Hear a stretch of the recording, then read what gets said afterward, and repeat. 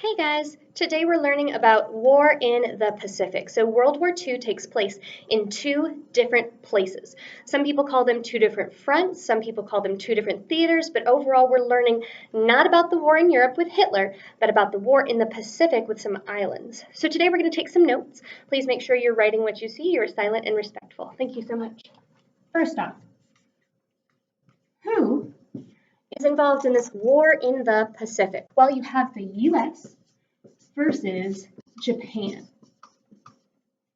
Japan's emperor at this time is named Hirohito. If you repeat after me and say Hirohito, then you're actually speaking Japanese. Hirohito came to power at a very young age, took over for his father, and has been expected to become this all-powerful emperor. You're going to see today how he used propaganda, how he used different messages to try to convince people that he was godlike and to make sure that he had the most power.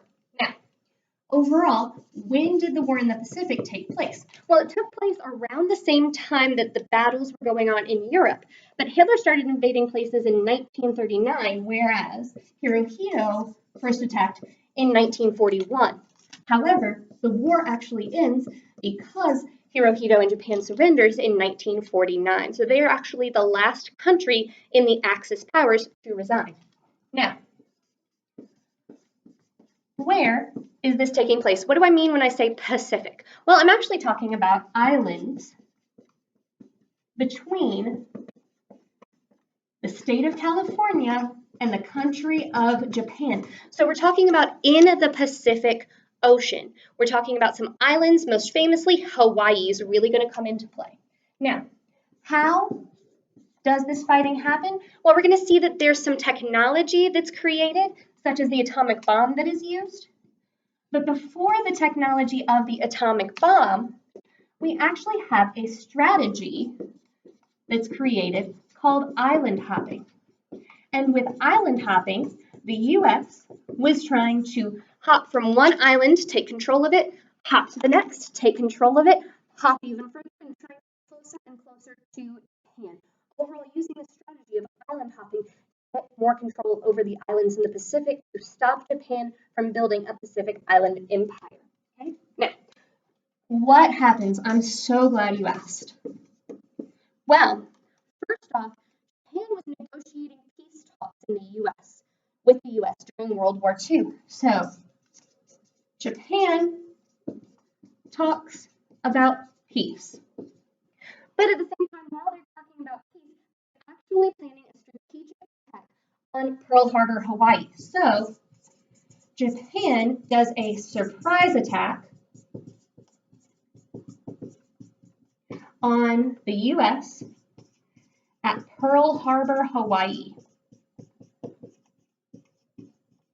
Now, it completely takes us by surprise and makes sure that all of our battleships, or the majority of them, are out of commission so that they have more power in the Pacific. Then there are some more battles that take place, including Midway, Saipan, Iwo Jima, and Okinawa. Again, these are all Japanese names, so if you're repeating any of these after me, Midway, Saipan, Iwo Jima, Okinawa, then you're actually speaking some Japanese, which is pretty cool. Now, overall, we have these battles, and then we have the final battle in the World War II. Now, this takes place in the Pacific, and it's through the use of new technology of the atomic bomb. So the U.S. drops 2 atomic bombs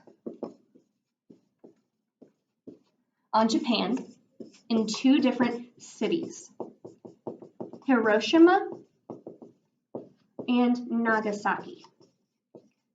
After these 2 atomic bombs are dropped, Japan surrenders in August of 1945, and that's actually what ends World War II. So this is some of the war in the Pacific. Your job is to learn about Hirohito as an emperor, learn about all these battles that take place, and make a timeline that includes date, the event title, a summary, and a picture for each and every one of the battles. I included some video clips for you to see from some different clips of actual videos and films and things, but overall, try to figure out who Hirohito was as a leader, try to figure out what happens in these battles, and overall, be able to explain what what happens in the Pacific and why Japan got involved in World War II. Thank you guys so much. Hope you took the notes. Thanks.